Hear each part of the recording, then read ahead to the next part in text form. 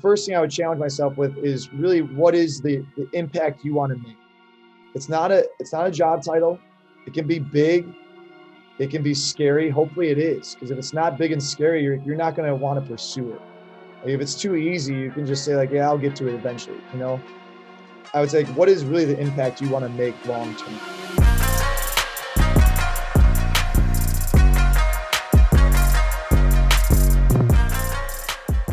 Welcome to the Talking Shop podcast, where I'm going to share stories, lessons, and experiences in sports performance and professional development. I am joined by the Steve, the Wizard Breitenstein, finally in the flesh. He's a real person. You've heard from multiple guests that, yes, he is real. And how are you doing today? Doing pretty good, man. I know we've had this thing talked about, semi-pseudo scheduled for, I think, 4 years now. And we interact for hours a week, but it's nice to actually be an official guest now. I'm super stoked. Yeah, so Steve is my mentor. So I guess I'll give like how we know each other. So I interned at TCBoost way back when. I walked in the door one day, and then Steve was just in charge of my questions for the following summer, which Steve loves bringing up. But Steve shattered his knee, which RIP your left knee, when I was interning. So I ended up coaching like my 200 hours in like 5 weeks. It was nuts. So that was just a crazy summer on both our ends. And then I've been back at TCBoost every summer since, and I always enjoyed our conversations because you just like really just challenged what I thought and believed in. And literally every conversation I'd walk away and I go, dang it, Steve, like I'm just going to be like thinking about whatever we talked about, for the rest of the day. And then I went off to TCU, but before I left, I actually like blacked out. I like didn't really remember the conversation, but I was like, Steve, like, so I'm going to TCU. Would you be my mentor? Because that's like a thing, I guess I hear, He's like, sure. Like, what do you have in mind? It's like, I don't know. He's like, all right, we'll figure it out. And we like, we would email like every 2 weeks or so just to chat or whatever. And that was just so huge. Like having someone just to like be heard and bounce ideas off of. And it's like different than a parent, I guess, just because like you're more familiar with like the space and stuff. So that was just so huge. And now I'm back adulting back home at TCBoost, and I'm just super grateful. Like, hopefully I do a decent job, like telling you this, but like, just like even just the last, I don't know how many months, but like just how huge and fundamental you've been. And I know that you mean a lot to a lot of people, and you're a busy guy with a 4-year-old, a year and a half old, and then however old your puppy is. But we're making this happen today. So thank you. And he is real. So this is evidence. And tell everyone a little bit about yourself. That's my intro of you. Well, I appreciate it. That's a heck of an intro. You'll make me blush if you keep going on anymore. But kind of just a little background on my situation, how I got to where I'm at. I grew up kind of really thinking I was going to be in the basketball space, was where I thought I was going to be making my impact later in life, as an athlete playing basketball. And then being a high school basketball coach early on, I had opportunities to work in the high school space when I was 18, 19, 20 years old, where I was already an assistant on a varsity high school program. And along the way, just kind of realized that I didn't actually enjoy coaching the games. I didn't find that as enjoyable. I really enjoyed the practices and the impact I was making behind the scenes. So I started dabbling about what can I do that allows me to pursue that passion. And luckily, one of the other coaches was also the strength coach at the high school I was at, Crystal Lake South, Jason Bott. And he gave me early opportunities to work with him, be shadowing the high school strength and conditioning field. And I just loved that idea too, of the strength, the speed, seeing the guys getting better more day to day, and seeing the impact it made on their lives and the impact it made for them actually playing. And so when I actually made the move to college, then that was more my pursuit, was I want to do strength and conditioning. What space? No idea.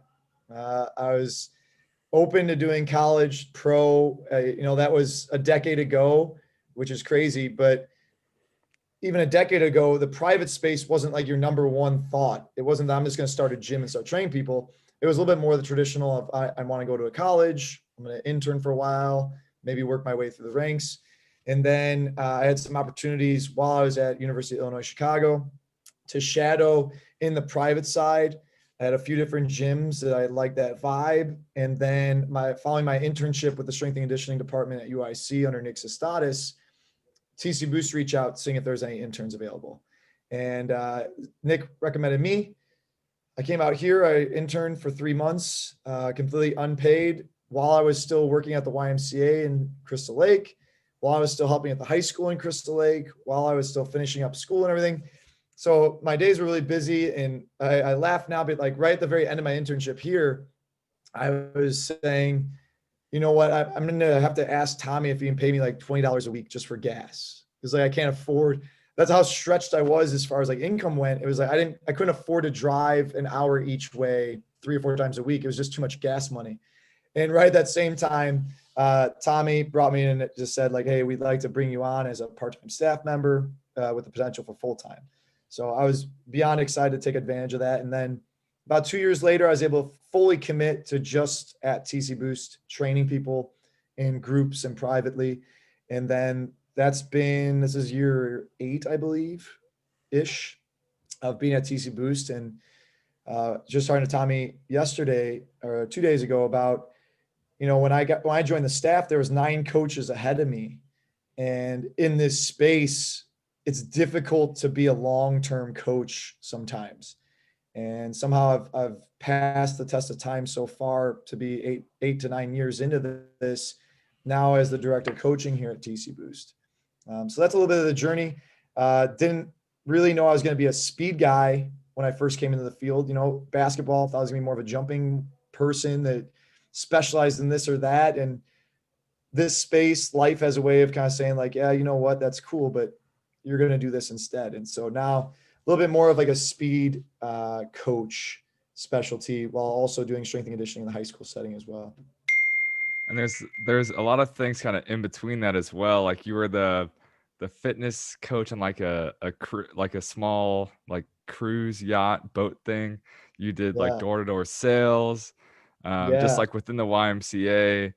I just remember like all these crazy stories, and it's funny like how you've taken pieces from like each part of it and it's impacted like your coaching now. So I've always enjoyed kind of like, I had no idea you did that. And like, it's like, whoa, you did that too. And this crazy story kind of led you to now. But so kind of as parts of your story you were telling, like, I remember like the last, I don't know, since the summer, whenever we'd be chatting, each one of those would kind of impact how I'm going through each part of my journey, whether it's me as a coach or whether it's me kind of as a professional and kind of just my life and stuff. So if you could speak on how you made it for 10 years at TCBoost, 8 years, as that was one of the major discussions that we've had. So kind of being able to beat the odds. And then second, we could get into kind of how you connected with Jeremy, if that's all right. Yeah, for sure. How I've survived the test of time, honestly, is the impact I've always wanted to make is bigger than what I'm currently doing. And so I've never felt like I've reached the pinnacle of what I want to be doing. And I've been pretty good at avoiding getting too frustrated with any current situation that I'm in, and that leads into my interaction with Jeremy Boone and going through his mentorship. But I think it's difficult for any coach because you start reaching certain levels, you start getting certain titles that at first that's what you're chasing. And for me, it was kind of like when I started, there was 9 coaches ahead of me on the ladder, essentially, that were training here longer, what I perceived to be better coaches than I was, but your perception will mess with you a lot on stuff like that. But once I got to that point of being the director of coaching, then you start having those moments where you say, well, is this it? Like, did I make it? Is this where I want to be for the rest of my time? And at the same moment, I'm saying, do I even deserve to be here? Am I an imposter at this situation? Like, do I really know how to be a director of coaching? Do I know how to lead other people? Or do I just work really hard and so people perceive that they should follow me? And at that point in my life, that was probably about 3, 4 years ago. That was when I I felt like I was just trying to reach out to somebody that I perceived would be able to guide me through this. You don't always know. Matt said the intro, like you reached out to me and said, would you be my mentor? Like I've never really had a specific person that was that mentor per se. I've had people in my life that were influences that perceived as mentors, but we didn't have an official relationship in that way. And so I went to a national high school the National High School Strength Coaches Association national event, and I had reached out to Jeremy Boone to be on a podcast I was previously hosting, and he'd gotten back kind of loosely. I didn't know him at the time, and it makes more sense now how aloof he was. But he was kind of like, "Yeah, man, let's connect sometime."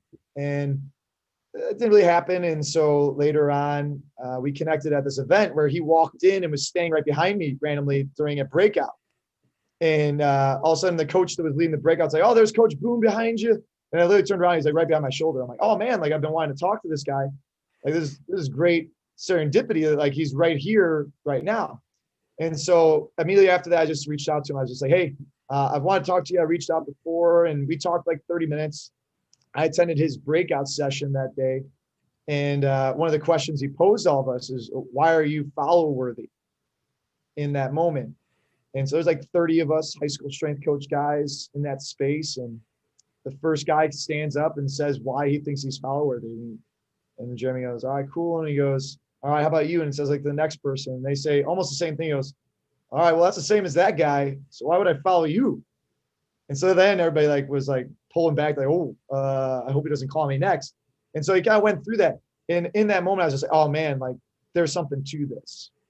And I followed up with Jeremy. We connected through kind of social media immediately after that. And then through that process, we ended up going through a one-on-one mentorship program with him, which really was the biggest take control of my direction moment I've had, to be able to really reach out, be vulnerable, to admit like I don't know what I'm doing. I know the impact that I'd like to make. I don't feel like I'm maximizing what I'm doing right now. And just allowing someone to kind of guide that I can trust his process. He's providing me for context to the content that he already has, was huge, and now that I have that process under my belt and working with him now going forward, helping other coaches, I have my understanding of what the impact is I'm trying to make.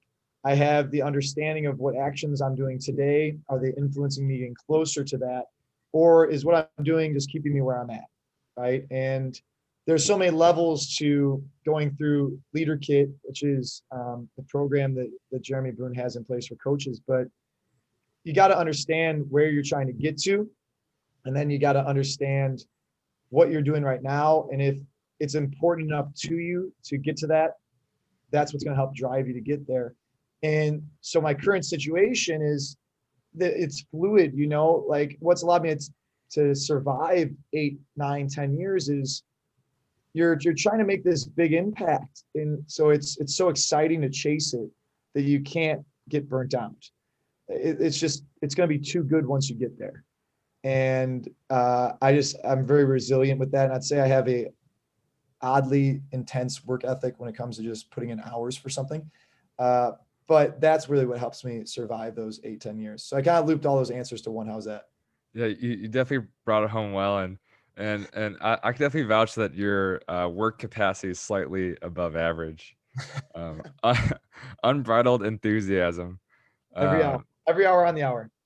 yeah, so there's bits and pieces of that I've like mentioned or dropped in podcast episodes and just stuff like that is our conversations. I've been a big influence on just my lens and my content and the impact that I want to make and how do I get there. So if I've ever said Steve or my mentor in previous episodes, like this is the guy. But that was the biggest thing that happened to me over the summer was just like I came home and I graduated and I was looking for jobs and I didn't know where I wanted, or I thought I knew where I wanted to go, but I wasn't there.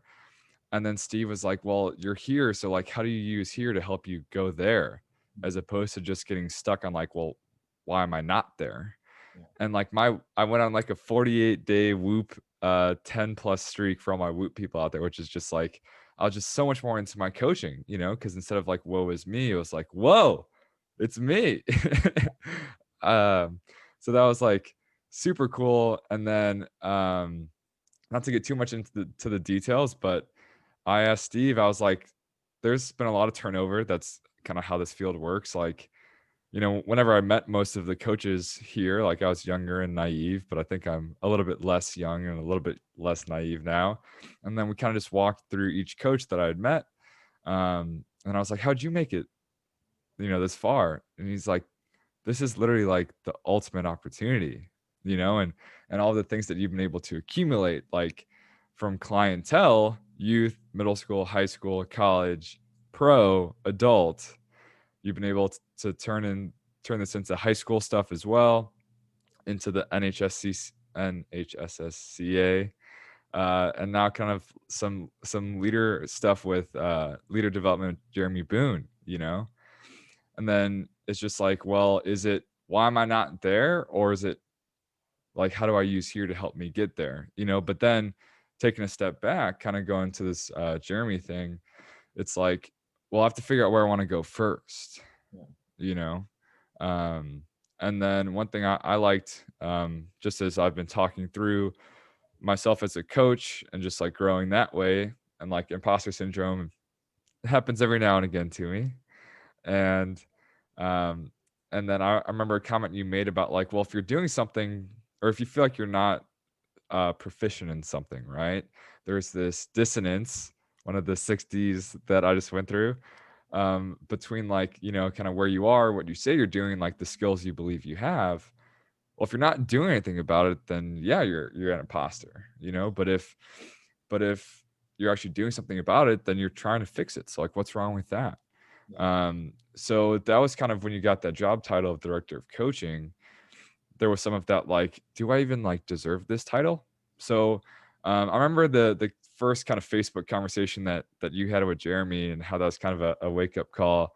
If we could kind of chat through that, because that was a cool story.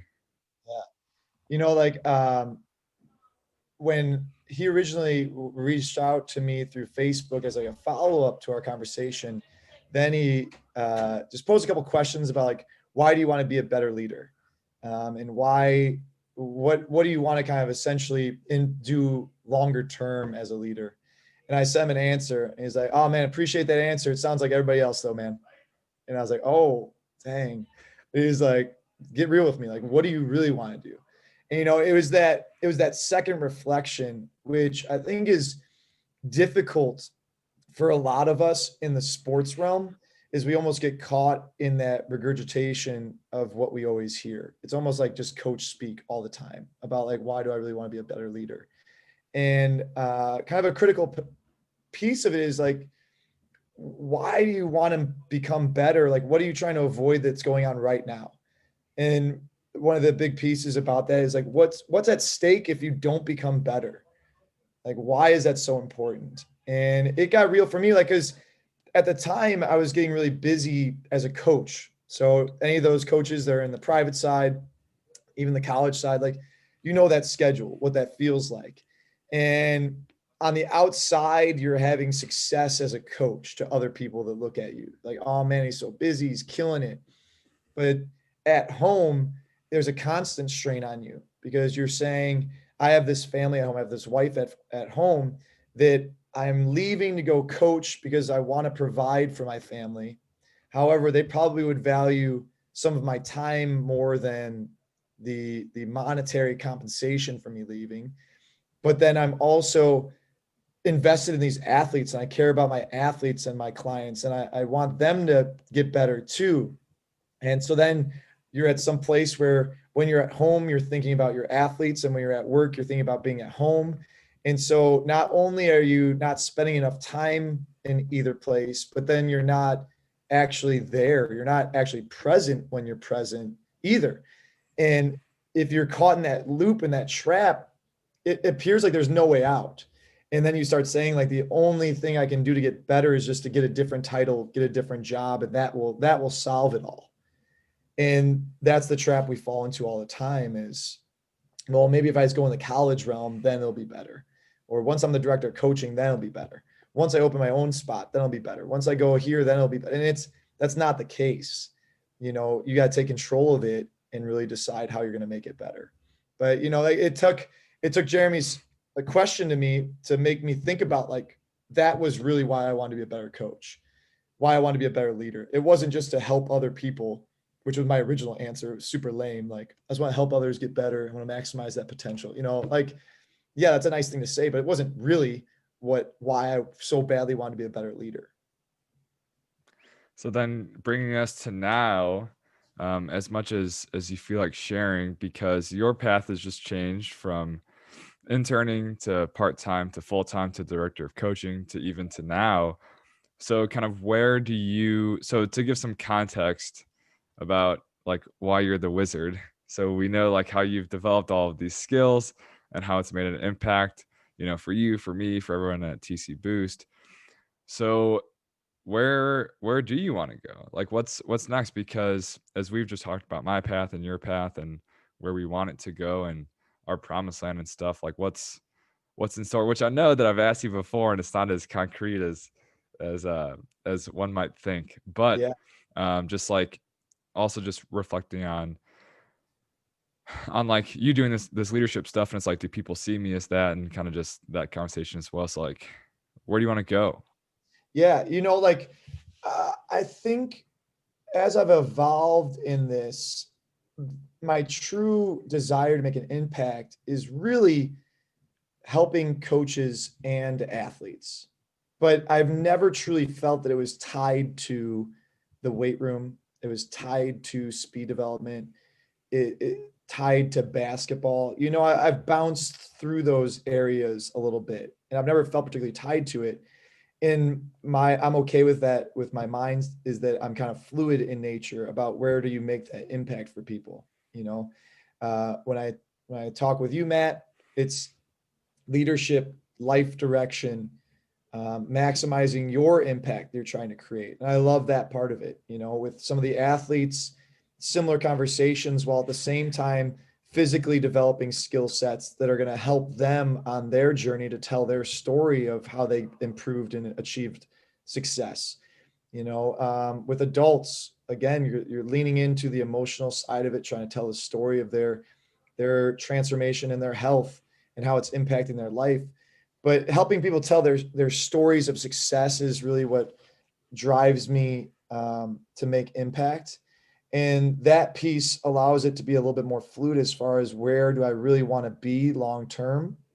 Um, it's nowhere and everywhere at the same time. You know, like to talk and have conversations and share my experiences and give advice about where you're going next can be done across the country on phone calls through Zoom chats. Like you don't have to have a space to do that. You know, training athletes can be done at TCBoost. It can be done virtually. Like all these things can be done just in a fluid space. But the thing that really is exciting for me is where my impact can come with other coaches that are similar in their careers where you're at, Matt, even coaches in my position as far as their experience level, even above with more experience, is providing some clarity and a little bit of context for their situations. Because I think from my own experience, I consumed a ton of content, a ton, reading books, listening to podcasts, watching people speak, writing down notes after notes after notes. But a lot of that content was very repetitive with slight little twists on it. And the context for it wasn't there. My application piece wasn't there. You know, Jeremy just had a post not too long ago that was like, here's the next challenge is 10 actions for every piece of content that you consume, you know? And that was partially from conversations we have about, I just was in this content consumption whirlwind where I was consuming so much that when you look back, you're like, man, there's no way you applied any of that because you're just too busy consuming it. And that's the piece that really is what's exciting for me. And I love working in that space with other coaches in strength and conditioning world, high school world, but also just small businesses as well. Like so much of what I've gone through and what I apply relates to every other job sector. The content is so similar, situation to situation to situation. That's why all the great leadership books are recommended for every professional, you know, how to influence people. Like that book is recommended leadership wise every single job that has ever been talked about, that book is mentioned, right? Is it because it's specific to that job? No, but the content is great and it can be applied. But can you apply it specifically to that current spot you're in? That's difficult at times. And so that's the piece that's really exciting for me, is being able to see my evolution as a leader, as a coach, sharing that and helping other people kind of get through that point where you're frustrated and you're unsure of what's next, and putting together a plan that allows you to kind of transform as a leader to being able to make the impact you want to make in your current situation, or finding if you need a new situation. But it's not always that just a new situation is what you need. Definitely. And Steve is a chaos guy. That's kind of how that's your flow state, is when there is no state. It just is what it is. And kind of just speaking on the variety of people that you have impacted, and it just makes so much sense. Like, and there's just so many examples.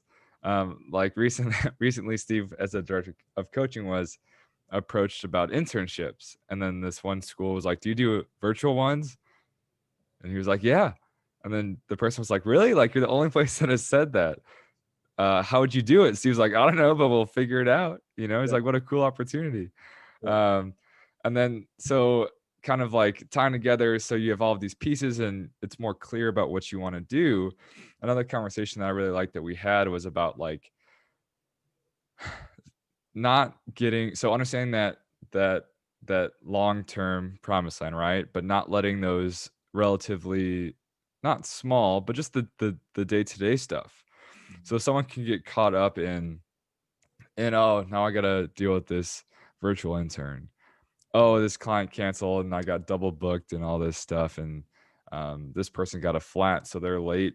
So that conversation was just really insightful. And I'm sure you remember which one we talked about. So if we could just chat on that really quick. Yeah, I truly believe the clearer you are about where you're going, the direction you're going, and it's not that the end is super, super clear always. I think as you start just taking actions in a direction that is aligned, the picture gets a little clearer. I always will say, like, at first it just kind of seems fuzzy. Like, even as you ask me to describe like what I'm gonna be doing in 10 years, I couldn't paint you a clear picture of it, but I know what the outline looks like. And as I take these action steps along the way, it starts getting clearer and clearer about like, oh, I kind of see like that's going to be what I'm going to be doing. Okay, cool. But when that's the direction I'm going, every situation that you're currently in, have the lens of how is this going to help me later on as I'm pursuing this and as I'm further down this path, instead of getting caught in my only decisions affect me hour to hour, day to day. Because then, yeah, it gets very frustrating when you're just caught in that trap of this happened. I have to cover for so and so. I have to stay late. I'm coaching outside. I'm working with youth kids instead of the college kids. Like there's so many things you can point to say, yeah, this is not the best situation. But if your lens is, I'm trying to get to this next level of me, and how is this going to help me get there? It's not frustrating anymore. It's an exciting opportunity every single time. Even if it's not exciting, you understand how this is going to benefit you. And that's kind of the secret, I think, is being cognizant, aware in the moment that this is going to help you later on. And I was on a Zoom, what we called a bourbon bash with Jeremy Boone and a bunch of just men in his kind of tribe that he kind of trusts and believes in. And we were getting together early on during the quarantine this past year. And one of our breakout topics was, if you could go back and give yourself a big piece of advice, what would it be? And I was talking with some like 50-year-olds, 40-year-olds, 25-year-old, 60-year-old guys.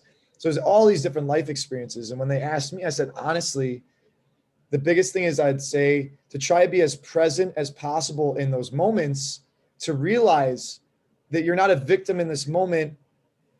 This is going to help you later on. And I pointed to back when I was doing door-to-door sales, I hated it. Oh my God, I hated knocking on people's doors and trying to sell stuff.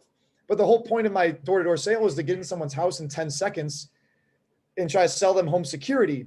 Odd, as weird as that is, it's like a conundrum in and of itself. But when I look back on that now, it's like, okay, now I'm in a position where people come to me asking for training, and then at the end of it, I have to guide them on what they should do next. That seems like the easiest quote unquote sale of all time.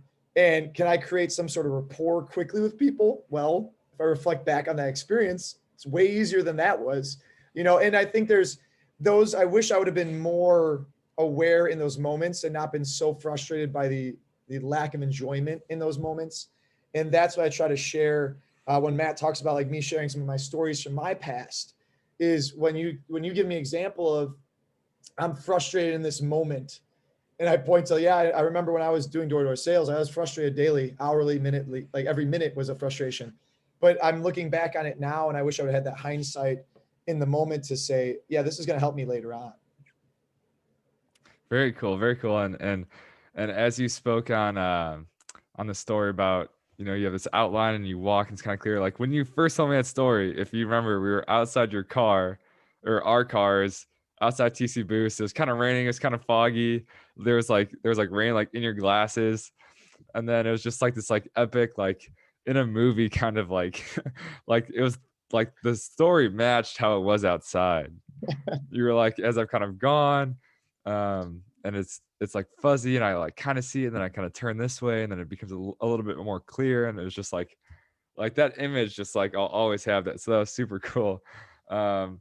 And then so there's just like so many things that hopefully if the listener has been here for a little bit, this will be episode 88, I think, maybe, that there's been a lot of these things that I've kind of alluded to, as just each kind of time we talk, I take a little bit from each, and then not to just regurgitate your words, but kind of how I applied it, and then what I get out of it, and then how the listener can potentially apply it. Because one thing you and I definitely agree upon is like, what's the point? Like, why am I consuming this? Like, how does this actually make me better? And then that's also why I say, dang it, Steve, because I get a little bit out of like every story that you share.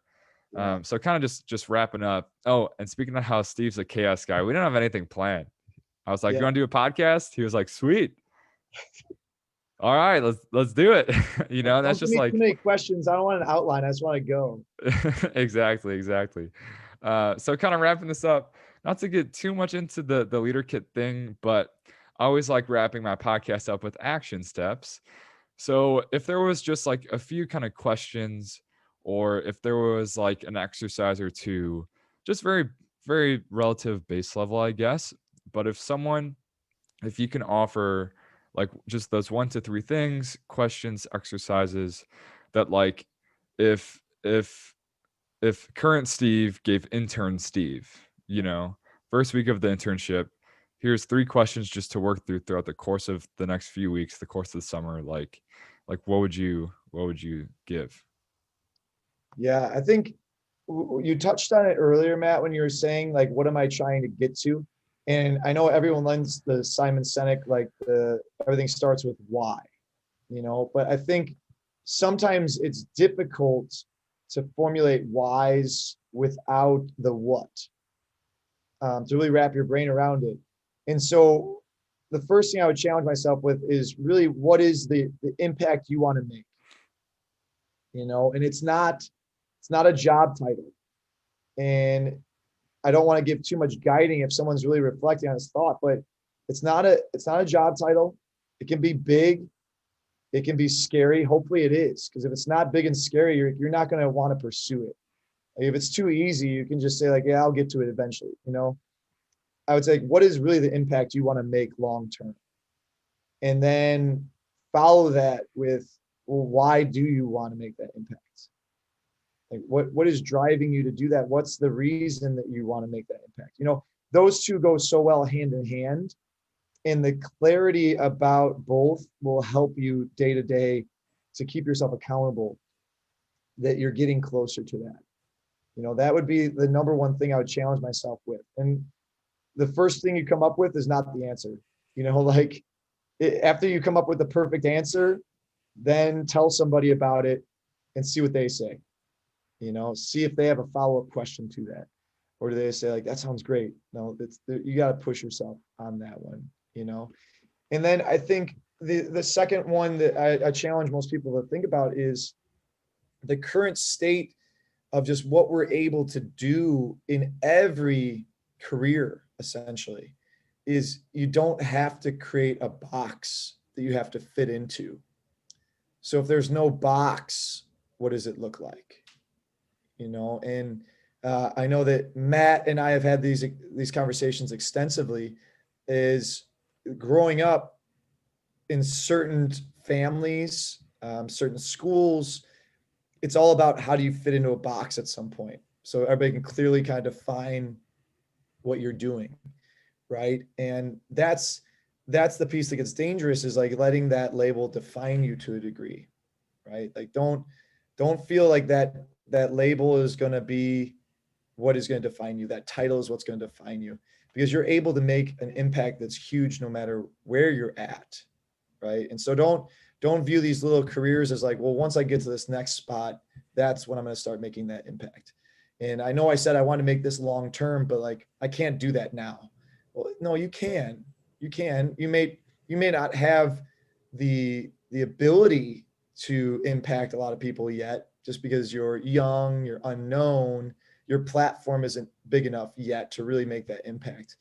But you can start impacting those that are within your reach, right? You don't have to wait until this special box comes. So I think starting today, as far as really trying to make that impact that you want to make, don't wait. And that was a bit of a mistake on my end. Looking back, was so badly I wanted to have that director of coaching title, that then I would be able to make this impact and make this influence, where I could have been doing what I do now 6 years ago. I really could have been, but I was kind of trapped in that mindset up until that point. So that would be number 2. And then number 3 is, do not compare yourself to others, and do not set your standard based on where other people are at. It's a huge trap game. Don't do it. Doesn't matter. Matt and I joke about these things with like being involved with podcasting, being involved with social media. Analytics will drive you insane, is because you feel like I should have this many followers, I should have this many views, I should have this many comments. Don't compare. Remember, like, be true to what we just talked about in steps 1 and 2, is that you want to make an impact long term. That means you need to put out quality content. You need to impact those people that you are currently interacting with. You can't compare yourself to other people and what they're doing. Everyone is battling things and that we don't even know about. Everybody that we put on a pedestal saying that they are having this huge level of success, they're unhappy as well sometimes. It's all kind of set up by the social media personas that we have, that everything looks like we're killing it. It looks like we're loving every single day that we're doing our job. And so we're starting saying, oh man, I need to get there because that person's so happy, and like I was in that point too, at one place where I was, every time somebody would get a job in the college realm, I'd be like, oh man, I should have had that job. And then like I'd reflect on, I'm like, I don't want that job. 1, 2, I didn't apply for it. So like, why am I sitting here saying I should have had that job? There's nothing that equals me having that job. So again, it's just, you got to be careful, because you fall into these traps. When you're first out of college, it's somebody that majored in business and you majored in sociology. That business major is making 6 figures immediately. You're making 30 grand and volunteering somewhere. And you're like, oh man, you don't know. You gotta be true to like what you are trying to pursue, and don't fall into that trap of just comparing. Stay true to you. So number 1 is, you got to have that clarity about the impact of what you're trying to do, and then follow it up with the why, right? Number 2 is, don't fall into that trap of just being in a box and then waiting to be in a certain box so you can start making an impact. And then number 3 is, don't get caught comparing yourself, right? You can flip those into positive, but I'll keep it pretty direct right now, is like, do not compare. Stay true to you and the impact you want to make. and good things will happen as you consistently put in good effort. I'll try to concisely kind of touch on each one of those. So the first one is like that outline will be foggy, you know, but if you know like what that outline kind of ish is and like why you want to walk towards it, you know, then that takes care a lot of the questions that you have, like what do I do every day, like what's my next step, like why is this important, you know, like why should I be excited about today. It takes care of a lot of those kind of loose ends, having that end goal in mind. You know, I always say it's, you can have all the gas in the car, but if you don't know where your destination is, like you're not going anywhere. And then the second one, what was the second one? Just getting caught in your box. You don't Yes, want yes, to, yes. don't get caught in a box, and don't look for the next box Yes, as yes, to that's yes. where you're going to start making an impact. Yes.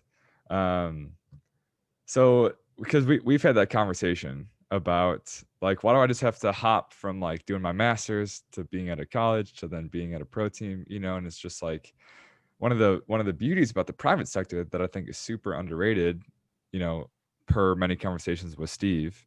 It's taken me a long time to believe this, but like you can do so many things here. Like you've turned this into so many things, and just like literally there is no there's no rules, you know?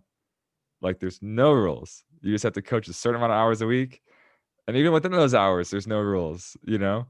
Um, and it's a box is comfortable, you know, like it's easy. I'm doing 9 to 5. I know what my assignments are. I know, et cetera, et cetera. Like I crush school because like I'm a box guy, you know? And like being able to make your own path, well, that's what adulting is. Um, as I love adulting, but you get to like literally make your own box, you know, whether it's a box that has higher walls or it's wider, or maybe there's only 3 sides instead of 4, you know, or whatever it may be. But um, it's a super cool opportunity to have that autonomy. And then the last one, not comparing, um, speaking on a friend, I guess, about kind of content and social media. There was a chat we had about like Thomas Edisoning, if you remember that one, about my job search, and I got up to like 60 job applications, and I'm like, well, it's kind of cool. I'm like, no, it's actually embarrassing, you know? Like I feel delusional that I've applied to this many jobs thinking that I'll get one of them, you know, like why didn't I change or do something, or just realize that it's not going to pan out? And you were like, well, let's say number 61 is the job you get, and then happened to just be your first one. Well, then you went one for one, you know? And kind of growing your platform and all of this stuff. It's like you're just finding ways that how not to get that extra follower, you know, or I mean to make it positive. You're just experimenting and kind of like in this trial phase, you know. Um, so that definitely stuck with me as well. So hopefully I was able to touch on each well.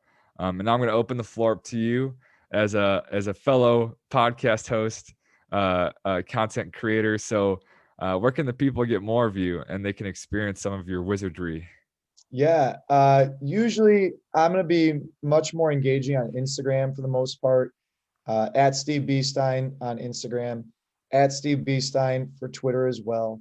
Um, the posts, most of the time I'm highlighting my athletes. That's one of the biggest things I love to do is just give them a platform to show some of their successes. They work hard, and I want to be able to share that with them.